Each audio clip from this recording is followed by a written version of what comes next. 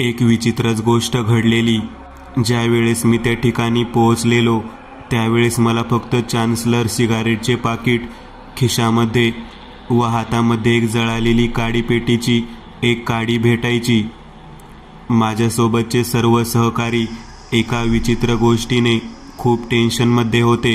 एक एक करत कॉलेजमधल्या तब्बल 9 सरांचा एका पाठोपाठ एक विचित्र व गूढ अशा मृत्यूमुळे संपूर्ण शहर हादरून गेलेले होते. असे का घडत आहे याची मात्र कल्पना येत नव्हती आणि जेवढे मृत्यू झालेले होते ते सर्व कॉलेजचे प्रोफेसर्स होते आणि त्याच्या मागे कोणती ना कोणती कॉलेज रिलेटेड घटना असणार हे मात्र नक्की होते. पण मरणारा व्यक्ती कशाने मेला आहे हे मात्र समजत नव्हते. मेलेल्या प्रत्येक व्यक्तीच्या खिशामध्ये चान्सलर सिगारेटचे पाकिट व काडी पेटीची डब्बी सापडत असे आणि हातामध्ये जळालेल्या अवस्थेमधील एक काडी असे. आजपर्यंतच्या माझ्या सर्व्हिस करिअरमधली इतकी भयानक मर्डर मिस्ट्री मी कधीही पाहिलेली नव्हती. सर्वात प्रथम मला सायन्स विभागाचे हेड ऑफ डिपार्टमेंट म्हणून प्रसिद्ध असलेले प्राध्यापक माने सर यांच्या मृत्यूबद्दल समजले. म्हणजेच त्यानंतर आम्ही सर्वजण कॉलेजच्या सायन्स विभागातील मोठ्या प्रयोगशाळेमध्ये त्या ठिकाणी गेलो. एका प्रयोगादरम्यान केमिकल रिॲक्शनमुळे काहीतरी स्फोट होऊन त्यांचा मृत्यू झाला असावा असे प्रथमदर्शनी भास होत होता. परंतु त्यांच्या हातामध्ये एक काडी पेटी होती व दुसऱ्या हातामध्ये जळलेली काडी. सर्वप्रथम मला वाटले की तेच स्पिरिटचा दिवा असताना त्यांच्या हातामध्ये काडी पेटी कसे काय असेल. परंतु ज्यावेळेस मी त्यांच्या खिशाच्या आतमध्ये एक पाकिट पाहिले ते चान्सलर सिगरेटचे होते. बहुधा त्यांचे सिगरेटचे व्यसनच त्यांच्या मृत्यूला कारणीभूत असावे असा कयास आम्ही लावला, जेणेकरून यांना सिगरेट ओढण्याची तलब झालेली असावी व येथे चाललेल्या प्रयोगातून काहीतरी केमिकल रिॲक्शन झालेली असावी व त्यातूनच त्यांचा मृत्यू झालेला असावा. लॅब असिस्टंट तसेच प्रयोगशाळा परिचर मागच्या भागातले दोन्ही शिपाई प्रयोगशाळेत हजर नव्हते. परंतु मोठ्या खिडकीचा दरवाजा उघडा होता. केमिकलच्यामुळे झालेल्या स्फोटाने छातीपासून वरचे अंग जळालेले होते. त्यांची बॉडी आम्ही पोस्टमॉर्टमला पाठवली होती. पोस्टमॉर्टमचा रिपोर्ट येणार तेवढ्यात त्याच कॉलेजमधील दुसरे शिक्षक शिंदे यांच्याबद्दल मला दुसरी घटना समजली. तेही प्रयोगशाळेच्या आवारातच मृत्यू पडले होते म्हणून फोन आला. त्यांच्याही बाबतीमध्ये सेम तशीच घटना घडलेली होती. समोर फक्त एक चहाचा कप रिकामा होता, तो बाजूला होता व त्याच्यामध्ये जळालेली अर्ध्या अवस्थेमधील चान्सलर सिगरेट व हातामध्ये काडी पेटी, दुसऱ्या हातामध्ये जळलेली काडी. यावेळेस फरक एवढाच होता की त्यांच्यासमोर चहाचा कप होता, खिडकी तशीच उघडी होती आणि लॅब असिस्टंट, प्रयोगशाळा परिचर आणि दोन्ही शिपाई पुन्हा एकदा बाहेरच होते. आता मात्र मी कसून चौकशी करायला सुरुवात केली.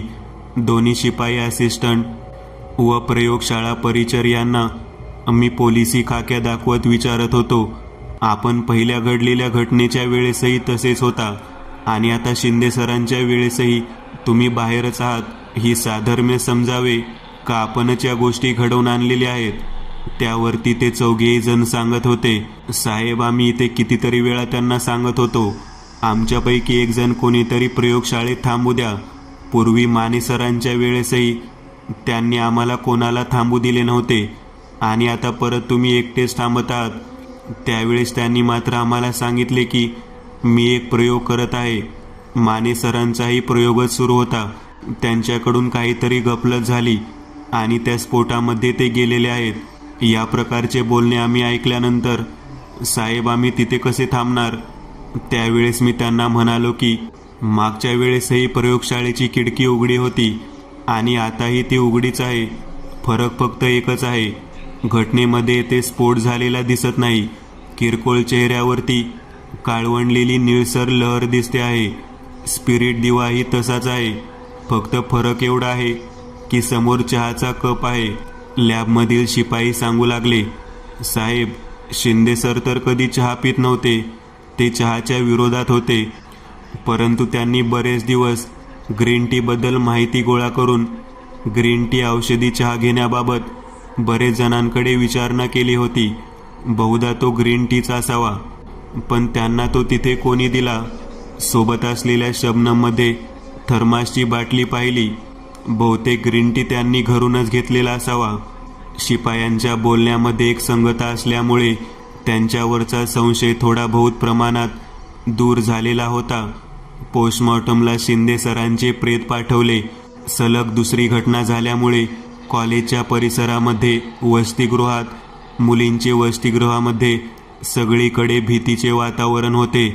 वर्तमानपत्रातून वेगवेगळ्या बातम्या लागलेल्या होत्या. पोलिसांच्या नामुष्कीमुळे अजूनच बदनामी सुरू होती. या घडलेल्या घटना या एक प्रकारचा अपघात आहेत का घात आहे, हे मात्र पोस्टमॉर्टम रिपोर्ट नंतर समजणार होते.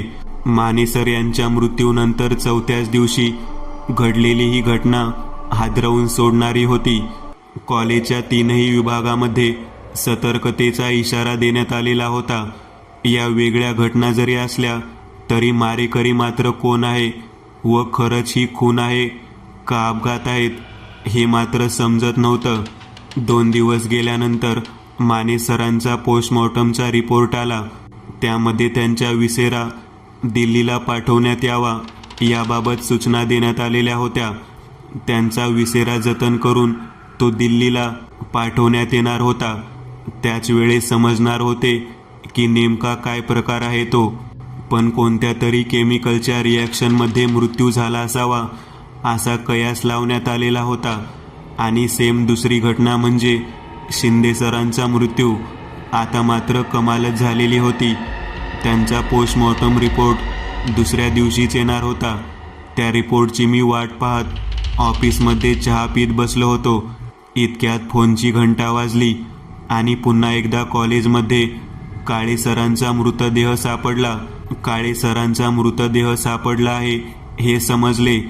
यावेळेस मात्र मृत्यूचे ठिकाण बदलले गेलेले होते. काळे सरांचा मृत्यू हा कॉलेजच्या कॅन्टीनमध्ये असलेल्या महिला विभागाच्या टेबलवरती झालेला होता.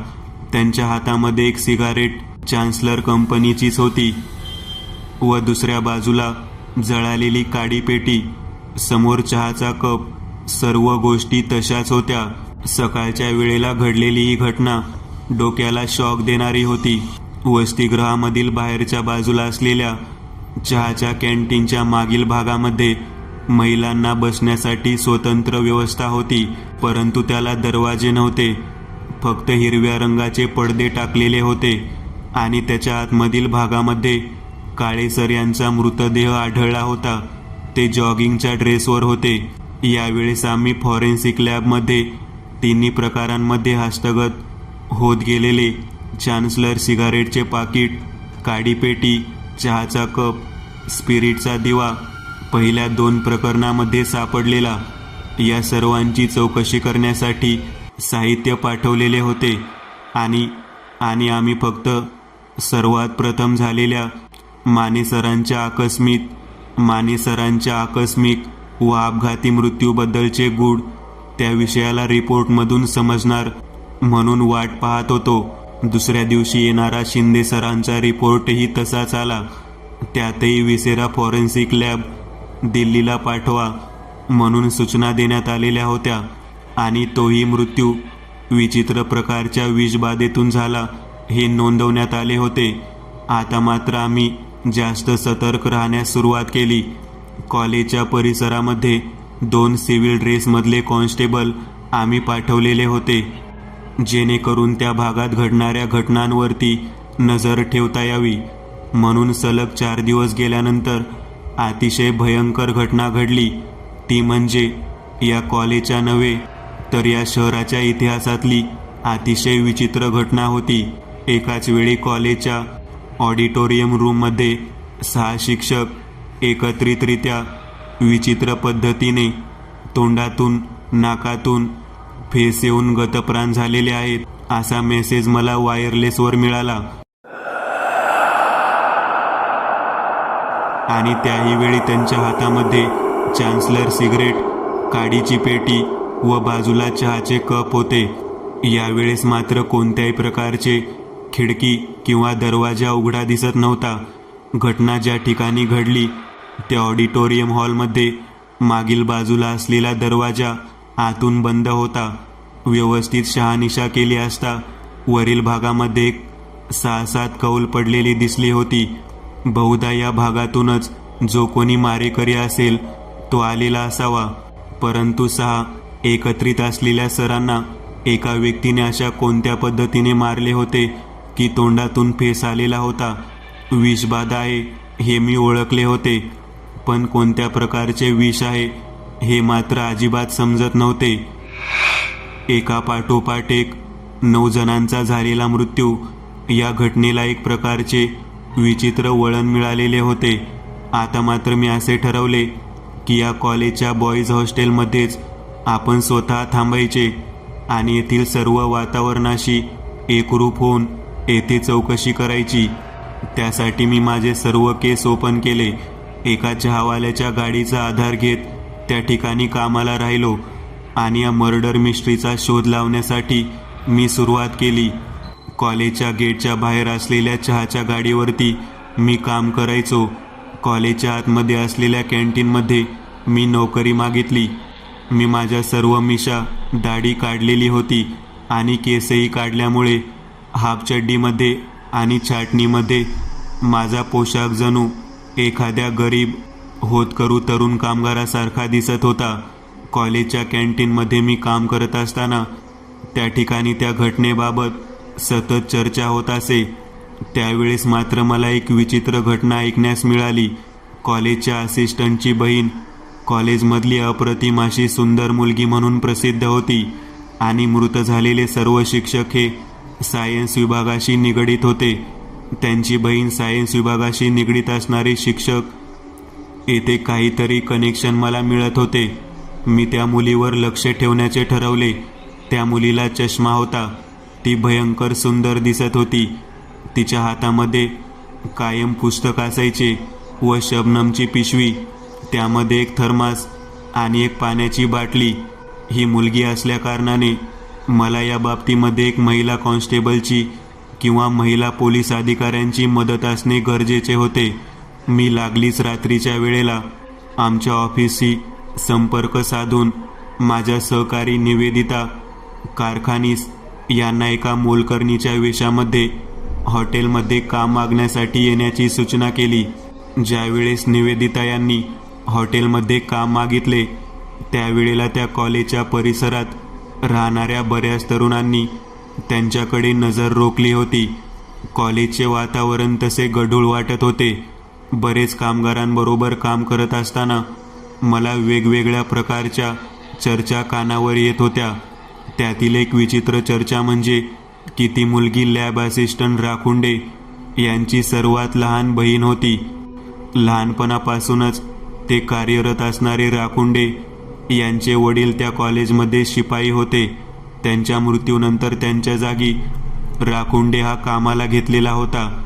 त्याची बहीण त्याच कॉलेजमध्ये लहानपणापासून राहण्यास असल्यामुळे ती संपूर्ण परिसर तिच्या ओळखीचा होता. तेथील सर्व शिक्षक आणि बरेच विद्यार्थी तिच्या संपर्कात होते. त्या मुलीचा पाठलाग करताना निवेदिता यांनी एके दिवशी तिच्याबाबत बऱ्याच गोष्टींची माहिती आणली. त्यामध्ये त्यांनी ती मुलगी सायन्स विषयामध्ये अतिशय पारंगत असणारी मुलगी होती. तिच्याकडे असणाऱ्या पुस्तकाच्या आतमध्ये जी पाने होती ती वेगळ्या पुस्तकातील वेगवेगळ्या रासायनिक प्रक्रियांची फाडून एकत्रित केलेली होती. पुस्तकांच्या पानांचे एकत्रित ते पुस्तक होते. या पुस्तकामध्ये जुन्या काळातील आयुर्वेदिक औषधांचाही समावेश होता. त्याचप्रमाणे विषारी औषधांचाही समावेश लिहिलेला होता. केमिकल रिॲक्शनच्या सूत्रांची पण माहिती होती. तिच्या खोलीतून हस्तगत केलेल्या सर्व गोष्टी आम्ही तिला अटक करण्यासाठी पुरेशा होत्या. निवेदिताजी यांनी तिला त्याच रात्री अटक केली आणि चौकशीसाठी पोलीस ठाण्यामध्ये घेऊन आल्या. सर्वप्रथम तिने कोणत्याही प्रकारची माहिती देण्यास नकार दिला. आपल्या बहिणीला झालेली अटक पाहून असिस्टंट राखुंडे हे पण अचंबित झालेले होते. परंतु त्या मुलीने कोणत्याही प्रकारे आपण त्यातील नाही आहोत याबाबत असेच उत्तर दिले होते. तिचे रहस्यमय पुस्तक व त्याचा वेगळेपणा याबाबत विचारणा केली असता तिने सांगितले की मी एक सायन्स विषयाची स्टुडंट आहे आणि मी या बाबतीमध्ये वेगवेगळे प्रयोग करत असते. या व्यतिरिक्त माझ्याकडे कोणत्याही प्रकारची दुसरी माहिती नाही. त्यानंतर त्या मुलीने ते पुस्तक परत मागितले. परंतु जोपर्यंत त्या पुस्तकाचा संपूर्ण अभ्यास एखाद्या शास्त्र विषयातील पारंगत व्यक्ती पकडून केला जात नाही तोपर्यंत ते पुस्तक न देण्याचा निर्णय आम्ही घेतला व तिला न्यायालयीन कोठडीमध्ये रवानगी केली. निवेदिताजी यांचा भाऊ शास्त्र विषयांमधील वेगवेगळ्या रिसर्च सेंटरमध्ये काम करणारा व्यक्ती होता. त्याच्यामार्फत आम्ही या पुस्तकातील वेगवेगळी सूत्र तपासून तयार होणाऱ्या केमिकल रिॲक्शन यांचा अभ्यास केला. त्यावेळेला आम्हाला त्याने नवीन रिॲक्शनची एकत्रित एक केमिकल रिॲक्शनमधून तयार होणारे विषारी द्रव्य याबाबत माहिती दिली. या द्रव्याचा वापर करून द्रव्य ज्या क्षेत्रामध्ये जळेल त्या क्षेत्रात श्वास घेणारे व्यक्तीचा मृत्यू तात्काळ होतो असे त्याने सांगितले. जवळजवळ सायनाईडच्या तोडीचे जहर रिॲक्शनमधून तयार केले गेले असावे असा मी कयास केला आणि प्रत्येक पानावरती वेगवेगळ्या रसायनांची व त्यांचे रिॲक्शनची माहिती दिलेली होती. आयुर्वेदिक काही जुने गावठी प्रकारचे हस्तलिखित मोडी लिपीमधील औषधेही काही पानावरती लिहिलेली होती. सर्वात विचित्र घटना म्हणजे आम्हाला असे जाणवले की 1 लिटर विनेगर बॉटलमध्ये अर्धा किलो खाण्याचा सोडा मिक्स करून तयार होणारा हायड्रोजनचा फुगा जो 40 ते 45 किलो वजनाच्या माणसाला हवेमध्ये वर उचलून घेऊन जाऊ शकतो. त्यानंतर एका पानावरती लिहिलेल्या प्रकारामधली गोष्ट अशी की सोन्या बेडकाच्या पाठीवरची कातडी घेऊन विशिष्ट प्रकारच्या झाडांच्या पानामध्ये मिक्स करून त्यापासून तयार केलेले विष हिरव्या रंगाचे होते व पिणारा व्यक्ती 5 मिनिटामध्ये तोंडाला फेस येऊन मरतो. एक पानावरती वेगवेगळ्या प्रकारच्या जुन्या पद्धतीच्या रासायनिक पद्धतीच्या औषधांची तसेच विषयाची माहिती लिहिलेली होती. सर्व पानावर वेगवेगळ्या पुस्तकातील माहिती होती. तर काही पानावर हस्ताक्षर होते तर काही पानं मोडी लिपीतली होती. त्यानंतर एका विशिष्ट पानावरती कनेरीच्या मुळीपासून तयार करण्यात येणारे विष याबाबतीतही माहिती दिली होती. ही सर्व माहिती निवेदिताबाई यांच्या भावाने आम्हाला सांगितली. तेव्हा आम्हाला संपूर्णतः कळून चुकले की या संपूर्ण हत्याकांडामागे मुलगी असणारच. का तर ज्या विषांचा वापर केलेला होता ती सर्व विषवल्ली या विद्यार्थिनीकडूनच वापरले गेले असावेत आणि त्यातूनच हा हत्याकांड घडला असावा. या सर्व हत्यांच्या मागे विषाचे जे प्रकार होते ते या पुस्तकात लिहिलेल्या सर्व केमिकल रिॲक्शन तंतोतंत जुळत होते. त्यामुळे कोर्टामार्फत परत चौकशीसाठी ताब्यात घेण्यात आले. यावेळी मात्र निवेदिताबाई यांनी त्या मुलीला पोलिसी खाक्या दाखवला आणि ती घडाघडा बोलू लागली. तिला निवेदिताबाई बोलत होत्या, मीनाक्षी तू असे का केले ते सांग. त्यावेळी तिने सांगण्यास सुरुवात केली, मला अजून एक बहीण आहे. ती सध्या वेड्याच्या इस्पितळामध्ये आहे आणि तिला वेड लागणे याला कारणीभूत हे सर्व 9 शिक्षक होते ज्यांनी माझ्या साक्षी नावाच्या बहिणीला वेगळ्या पद्धतीने मजबूर करून तिचा उपभोग घेतला. माझी बहीण माझ्यापेक्षाही दिसायला खूप सुंदर होती. माझे भाऊ असिस्टंट म्हणून काम करत होते. त्या दरम्यान साक्षी त्यांना घरातून डबा देण्यासाठी जायची. त्याच वेळेस तिथे कार्यरत असणाऱ्या या लॅबमधील नराधमांनी तिचा फायदा उठवण्याचे ठरवले. त्यांनी तिला असलेल्या शास्त्र विषयातील कुतूहलाबद्दल वेगवेगळ्या गोष्टी सांगून वेगवेगळ्या केमिकल रिॲक्शनची माहिती देऊन तिच्या शास्त्रज्ञांमध्ये भर वाढवण्यासाठी एक्स्ट्रा कोचिंग क्लासेसला येण्याची त्यांनी विनंती केली. रोज दोघे शिक्षक तिला वेगवेगळ्या पद्धतीची माहिती देत होते. तिनेच गोळा केलेल्या वेगवेगळ्या पुस्तकातील पानातून मला या शास्त्र विषयाविषयी जिज्ञासूवृत्ती वाढू लागली. ती मला रोज वेगवेगळ्या प्रकारच्या रिॲक्शन्स आणि वेगवेगळ्या प्रकारच्या औषधांबाबत माहिती देत असे. हे वेगळ्या प्रकारच्या पानांचे एकत्रित करून तयार केलेले पुस्तक होते. ते तिचेच आहे. मीही तिच्या समवेत त्या प्रयोगशाळेमध्ये जात असे. माझे भाऊ त्या ठिकाणी काम करत असल्यामुळे आम्हाला ती जागा अतिशय सुरक्षित वाटत होती.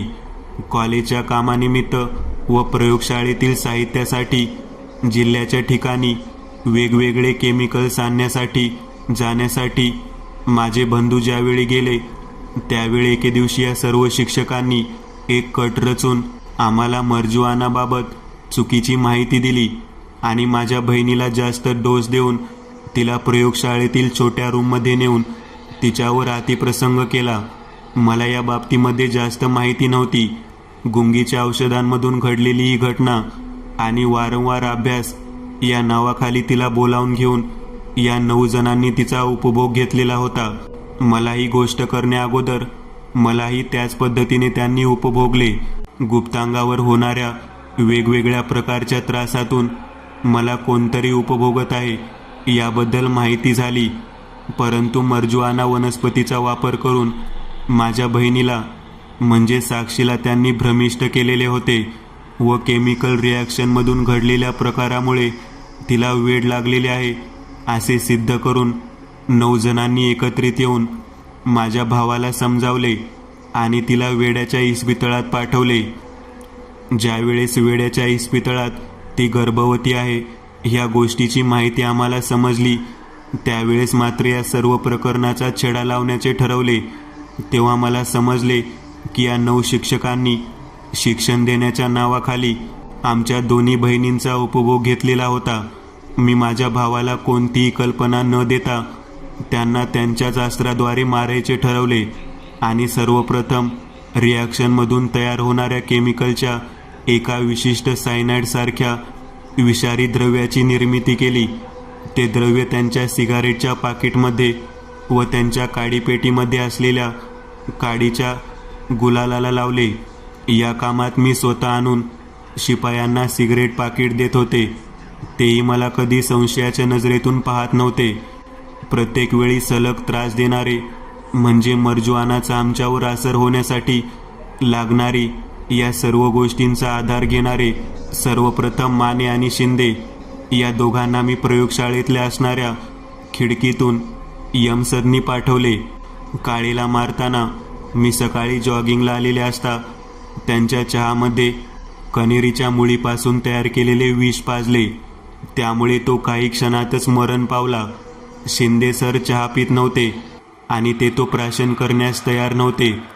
ग्रीन टीबाबत वेगवेगळ्या प्रकारची माहिती पोस्टर्स कॉलेजच्या कॅन्टीनमध्ये वसतिगृहाच्या बाजूने मी लावलेले होते. त्याच्या फायद्यातून त्यांनी ग्रीन टीबाबत विचारणा केली. त्याच वेळेस त्यांना मी ग्रीन टीच्या नावाखाली कनेरीच्या मुळीचे विष पाजले आणि ते क्षणार्धात मृत झाले. मीनाक्षीच्या तोंडातून हे सर्व ऐकताना निवेदिता मॅडम चाटच पडलेल्या होत्या. सायन्सचा वापर या इतक्या विचित्र पद्धतीने कोणी करू शकेल हे आम्हाला सर्वांनाच आश्चर्यचकित करणारे होते. त्या 6 जणांना कशा पद्धतीने मारले व तो दरवाजा आतून बंद होता आणि जवळजवळ 15 फूट उंचीचे छत व कौल होती. तिथपर्यंत साधारण 5.25 फुटाची व्यक्ती कसं काय पोहोचली हे निवेदिताजींनी विचारले. त्यावेळेस तिने सांगितले, 3 जणांच्या अचानक झालेल्या मृत्यूमुळे बाकीचे सर्वजण घाबरलेले होते. 6 जण सावध झालेले होते. ऑडिटोरियममध्ये बसून चर्चा करत होते. त्याच वेळेस मीही त्या ठिकाणी गेले व त्यांना माझ्या बहिणीबद्दल झालेल्या त्रासाची विचारणा करत होते. त्याचवेळी त्यांना मी हे जाणवून दिलेले नव्हते की मलाही त्यांनी गुंगीच्या औषधातून केलेल्या अत्याचाराची माहिती आहे. म्हणून त्यावेळी ते 6 जण चान्सलर सिगरेट ओढत होते. परंतु यावेळेस मात्र मी त्यांना सोन्या बेडकाच्या पाठीचे कातडे काढून ते मेंदीच्या पानामध्ये कुस्करून त्याचे विचित्र केलेले औषध त्यांच्या चहामध्ये मिसळले व तो चहा पिण्यासाठी आणला होता. चहा पिण्यासाठी आणलेले असता मी आतून रूम बंद करून घेतली. माझ्यावर येणारा संशय मी दूर करण्यासाठी मी 2 लिटरची थंड पेयाची बाटलीमध्ये विनेगर भरून आणला आणि त्या विनेगरमध्ये रबरापासून तयार केलेला सर्वात मोठा फुगा, ज्या फुग्यामध्ये अर्धा किलोच्या वर मी खाण्याचा सोडा मिक्स केला होता, तो मी मिक्स केला व त्या बाटलीवरती तो फुगा तोंडाला पॅक केला आणि त्यासरशी तो सोडा त्या विनेगरमध्ये मिक्स झाला आणि त्या प्रक्रियेतून हवेचा प्रचंड मोठा फुगला आणि त्याचाच आधार घेत मी माझ्यापेक्षा उंच असलेले 10 फुटाचे अंतर वर हवेत तरंगत कौलारू छतापर्यंत पोहोचले. तेथील खांबाला हात धरत मी कौल वर उचकटून त्या ठिकाणाहून बाहेर पडले. पाऊस पडल्यानंतर तो फुगा मी माझ्या डोक्यातल्या सेफ्टी पिनने फोडून टाकला. सायन्स विषयाच्या या प्रचंड सागरामधील काही मोती मी पण गोळा केले आणि त्यामुळे याच माळेचा या वासनांधांना मृत्यूचा फास दिला. शास्त्र विषयांमधील पारंगत असणाऱ्या एखाद्या व्यक्तीने घडवलेली ही भयानक घटना, तिचा शोध घेताना विज्ञानातील विविध गोष्टींचा मला चांगलाच अंदाज आलेला होता. ज्याप्रमाणे विज्ञान सुखकारक आहे, त्याप्रमाणे त्याचा वापर किती विचित्ररित्या होऊ शकतो, या केसमधून मला संपूर्णतः समजलेले होते. मित्रांनो, आज पुरतं एवढंच. तुम्हाला जर काही गोष्ट आवडली असेल तर नक्की लाईक करा. तुमच्यापैकी बरेचसे जण व्हिडिओ लाईक न करताच पळून जातात, पण हा जर व्हिडिओ तुम्ही लाईक केला तर मला जरा बरं वाटेल आणि असेच भारी भारी व्हिडिओ बनवायची माझ्यात एनर्जी येईल. त्यामुळे नक्की लाईक करा आणि अजूनही कोणी या चॅनलला सबस्क्राईब केलेलं नसाल तर लगेच सबस्क्राईब करून टाका आणि बाजूची घंटी ती मात्र दाबायला विसरू नका. देवाची घंटी आहे ती. चला तर मग पुन्हा भेटूया अशीच एक आगळी वेगळी गोष्ट घेऊन पुढच्या